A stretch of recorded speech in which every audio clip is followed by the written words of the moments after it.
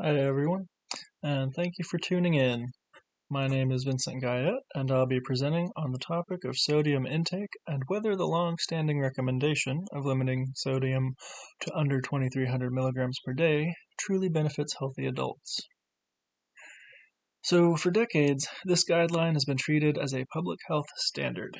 But as newer research emerges, we're starting to see that the relationship between sodium and health outcomes may be more complex than previously understood, especially for adults who don't have high blood pressure. So, over the next few minutes, we'll take a closer look at where this recommendation came from, what the current science says, and whether a more individualized approach might be better at serving public health goals.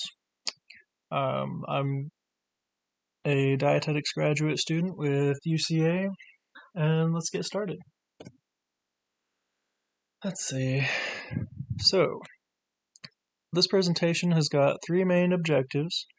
First, we're going to summarize the current sodium intake guidelines, and that's going to include taking a quick look at the history and what major health organizations currently are recommending these guidelines. Second, we are going to examine some of the research, both for and against the sodium restrictions in adults that have normal blood pressure. We'll explore what randomized controlled trials and large observational studies have found. And we will talk a little bit about where the science might not be as settled as it seems. Let's see. Finally, we're also going to suggest practical real-world strategies for managing sodium intake. Rather than focusing only on numeric targets, we'll consider some approaches that have also been shown to work that help people with sustainable changes to their diets.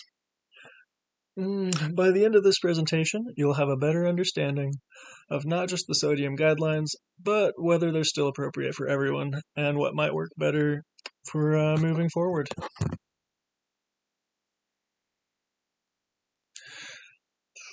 So, we've got a timeline here.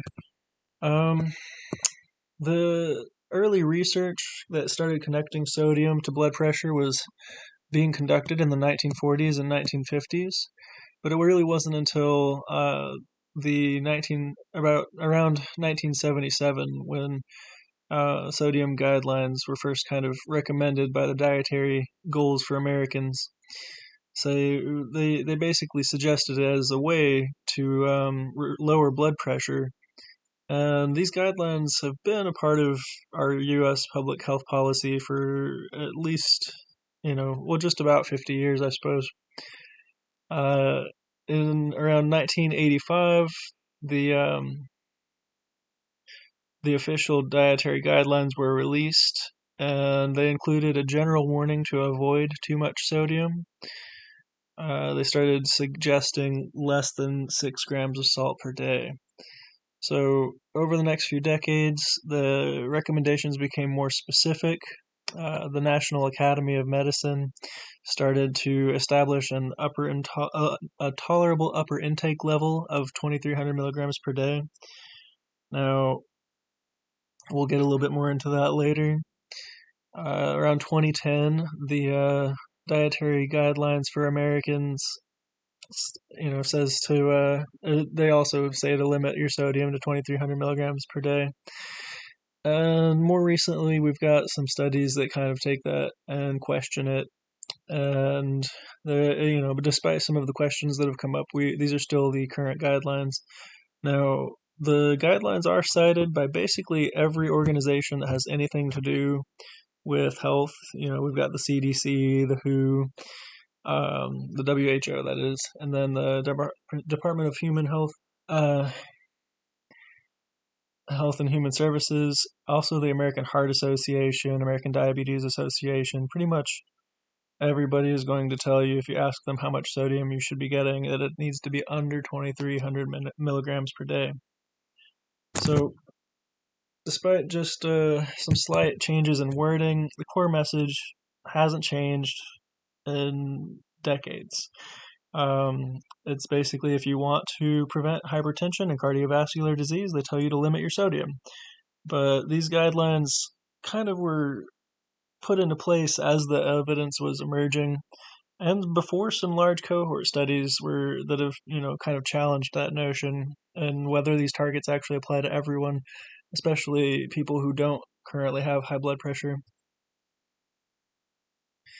So right here, we kind of have sodium missing the mark a bit. Um, Even though sodium guidelines have been in place for decades, the average sodium intake in the US has barely changed at all. Most adults are consistently consuming over 3,400 milligrams per day, which obviously is well above that limit. So it's important to note that this level of intake is held steady despite public health campaigns, despite food labeling efforts, widespread clinical messaging. Everybody's doctor tells them to limit their sodium. And really, what that means is that our guidelines, the way they're written, just hasn't been effective. It's not driven any sort of meaningful change in behavior, and it's probably about time to start questioning whether those guidelines are actually effective. Whether they're accurate or not is a different story. So, at the same time as all this, hypertension rates remain high worldwide, but for the US in particular, nearly half of US adults have elevated blood pressure, and that problem is persisting despite all of these guidelines being, well, this particular guideline supported by all of these different organizations. So our question kind of becomes, are the guidelines just being ignored? Are they kind of too broad to be realistic or actionable for general, populace? Um, Especially for anybody who doesn't consider themselves at risk.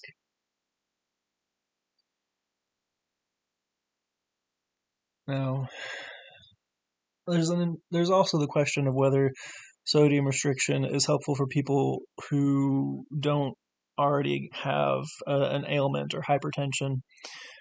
Some recent studies have raised concerns that restricting sodium too aggressively, especially actually according to the current guidelines, below that 2,300 milligrams per day, might not actually be beneficial for everyone. So, there's actually some research that shows that very low sodium intake may be linked with higher risk of death from all causes, including heart disease. These are large cohort studies, um, in particular the PURE study. So, going too low in sodium may disrupt other important functions. It might be associated with overall reduced food intake or poor nutrition, especially in older adults or people with chronic illnesses.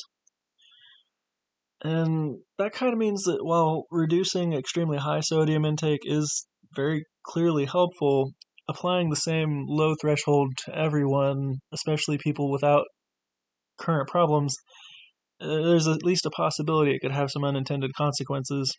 It needs to be an area for future research. Sodium restriction is most beneficial for individuals with pre-existing health conditions. We are what you would expect: hypertension, heart failure, chronic kidney disease, or liver disease. I mean, in these cases, reducing sodium very obviously can help manage fluid retention. It lowers blood pressure, reduces symptom severity. These are things that are very easy to prove clinically. For the general population, though, the benefits of strict sodium limitation are a lot less clear. This kind of brings us to the idea that there needs to be a distinction for recommendations between people that are healthy and those that have current illnesses.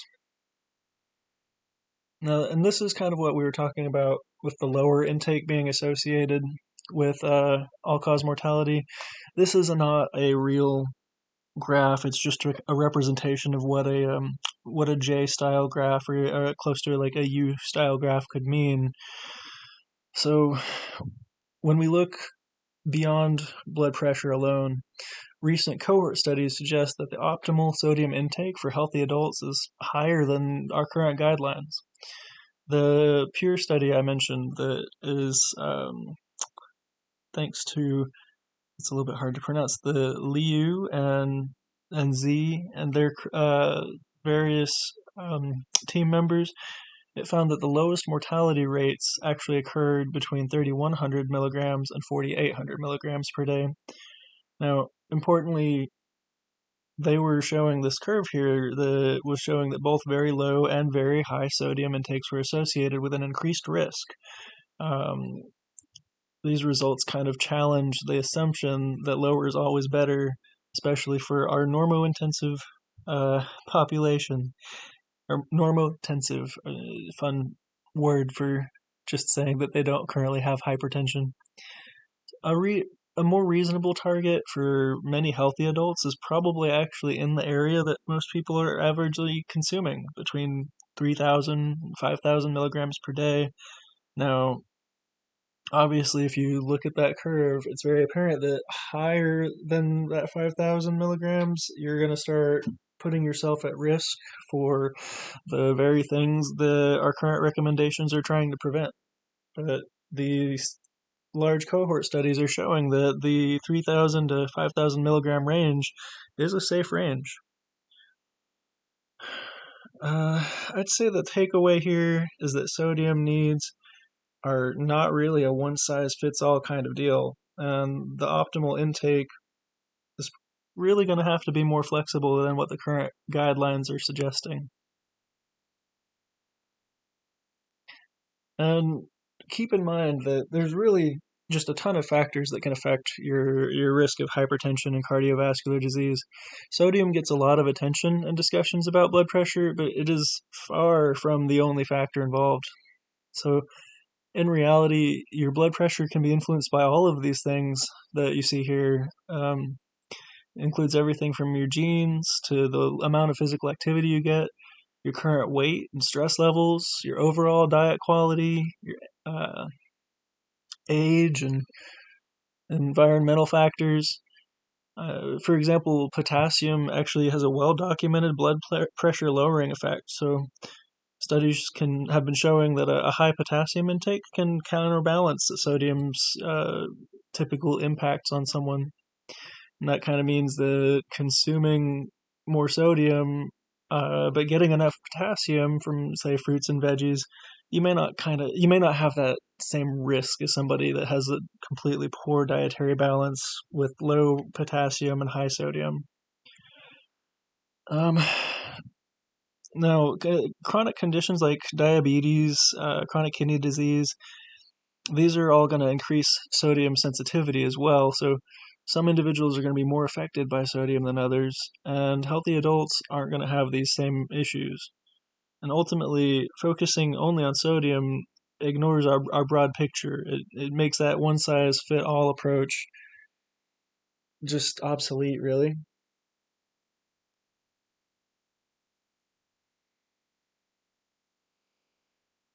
Kind of important to discuss here is that the guidelines just aren't working. They've been in place for over 4 decades. National and global health agencies recommended them, and yet the average sodium intake in the U.S. has been virtually unchanged. It holds steady at almost 3.5 grams per day. And here is just kind of the statistic that tells you that roughly half of U.S. adults are estimated to have hypertension.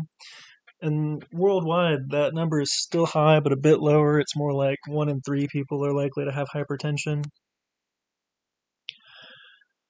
So it raises an important question, though. If the guidelines have been in place for so long, why haven't we seen any meaningful improvement? And it kind of lies in how these guidelines are communicated and applied. A generic recommendation doesn't really account for everybody's needs or for general. This particular recommendation hasn't been accounting for general individual differences, general population needs. It's been focused specifically on those who already have a problem. And it kind of also lacks practical support. The whatever programs have been in place that are supposed to help people with their sodium intake, it's not changing their eating habits. The long-term stagnation here suggests that we really have to change up our plans and our guidelines and all of it if we want to have some sort of results, because you can't go for almost a half a century and get the same results and just do nothing about it. Nothing's going to change. So what does work? Now, there's good communication on what does work. The CDC, for example, talks about avoiding tobacco, managing stress, and your healthy diet, and all the things you see here on these 5 concrete steps. And that's very important. Having access to that information for people can help save lives. But the need, I think, is more along the lines of something like the culinary education. So there was a study in 2024 by Imamoto and his colleagues that developed a cooking class in Japan that focused specifically on salt reduction. The program provided participants with strategies to flavor meals using herbs, umami, and low sodium techniques to avoid sacrificing taste. The results were very measurable. Participants significantly reduced their sodium intake and continued to use the techniques after the program ended.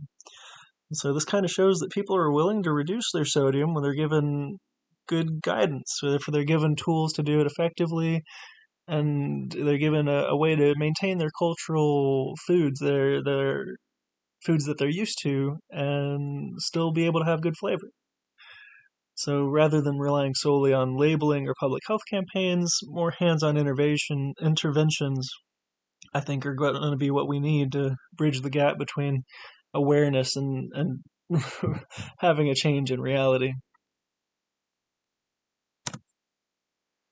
Along that same line, something that might be a little bit more feasible or more less financially tricky to pull off is this study from the CDC on speed scratch cooking.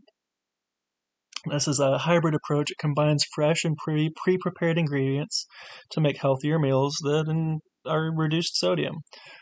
Now, the CDC supported intervention used this method in community meal programs, so for elderly adults and for populations in need. And instead of relying entirely on packaged or restaurant foods, both of which are typically higher in sodium, meals were made by blending basic prepared items with fresh ingredients. The results were a significant sodium reduction without sacrificing taste or increasing cost. This approach is practical for community kitchens and can be applied. It can be applied in hospitals or schools or even in community settings where people can just come on their own. It's a pretty realistic alternative to having somebody cook every single meal from scratch to avoid all the sodium in pre-made products. So between culinary education and speed scratch cooking, both of these are good techniques that can help reduce our sodium intake without relying on just numbers thrown at people. Obviously, we're going to need some more interventions as well, and some funding to help these interventions become a reality.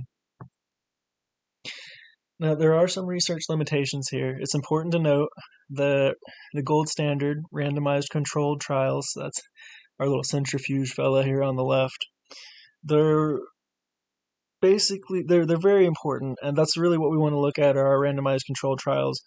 But a lot of these are focused mostly on short-term blood pressure outcomes. It's hard to get long-term effects like heart attacks or mortality, and it's because sodium is such a common part of most diets. It's hard to strictly control it, and over long periods, it really affects the entirety of a person's diet if you're adjusting their sodium. On the other hand, the cohort studies, kind of like the one that had that J or the U-shaped graph, it tracks people in real world outcomes, but it relies on dietary recalls or sometimes spot urine samples, both of which can be inaccurate. It introduces a lot of measurement error and it can kind of distort results. So, for example, people who are already sick may eat less food and therefore consume less sodium, which kind of takes up that the lower end of the sodium side of that graph. It gives it a shape for a detrimental situation for low sodium that may not be accurate because too little sodium causes illness, but because the person's health status has changed. This is an example of reverse causation, and it can make it appear like the low sodium intake is riskier than it actually is. while both randomized controlled trials and observational studies offer us some valuable insight, they both have their limits, and we really just have to try and focus on the individual if we can help it. That's why there's so much controversy and not really a clear single answer. Now, our conclusions, to kind of wrap it up, we've looked at our history, some of the science behind this, practical realities behind our guidelines, and we know that our long-standing recommendation is 2,300 milligrams. This target is grounded in valid concerns about people with high blood pressure or cardiovascular risks, but it doesn't apply to healthy adults. It doesn't apply equally across the board to our general populace. So we looked at evidence that supported and challenged this idea, and we found out that 3,000 to 5,000 milligrams per day isn't necessarily associated with increased risks, and it may even be the optimal amount for some people. We've also seen that despite decades of messaging, sodium intake has not declined, and hypertension rates remain high. And that suggests that we're going to need some other more practical and sustainable interventions, like what we were just talking about with the culinary education and speed scratch cooking. And in the end, really, sodium recommendations are going to need to shift from a one-size-fits-all approach aimed at people with pre-existing conditions to something more individualized or flexible and focused on behavior and not just numbers. But as far as a general guideline goes, it's really... I personally feel that it should be more oriented towards healthy adults, and that those with pre-existing conditions should be given the knowledge they need to know to be able to control their diets and their health. And that kind of leaves us with some reflection on what we need to do for ourselves. As individuals, we can focus on our personal sodium intake, which a lot of people do, and rather than focusing on strict limits or looking overall at too big of a picture, we can assess our own personal risk factors and how we prepare our food and how we eat with others. If you're healthy and active and consume a balanced diet that has lots of whole foods and potassium, you may be perfectly fine with a moderate sodium intake. And for those with health concerns, it's something that needs to be monitored.